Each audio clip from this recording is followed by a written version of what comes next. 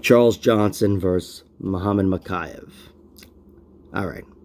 A lot of different things in this fight here. Muhammad Mokaev's got that extensive amateur experience, but still in my head I have it as this is one of those fights where he could be exposed. I expect, in general, his stock to go down with this fight. My prediction, gun to my head, I'd say Mokaev wins via decision. But I'm betting on Charles Johnson. Plus 350 money line. I couldn't resist. I think he's one of those savvy veterans. Not that, you add up all their fights. Mokaev's got more fights, but Charles Johnson's got a deeper resume as a pro. And he's never been put away. I still don't know exactly what his strengths are, but I don't know what his weaknesses are anyway, either. He's going to be a very tough test for Mokaev and a great test. It's a guy that other fighters, good fighters, have passed. They've passed that test.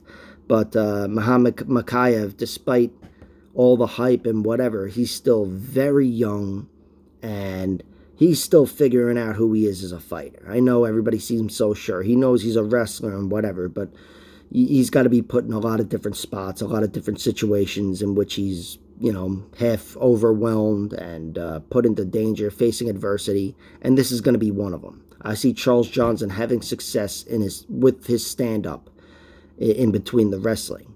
I see Charles Johnson having success with his stand-up and giving Muhammad Mokaev some trouble. I'd like to see him at least steal a round. And like I said, I'm betting on him.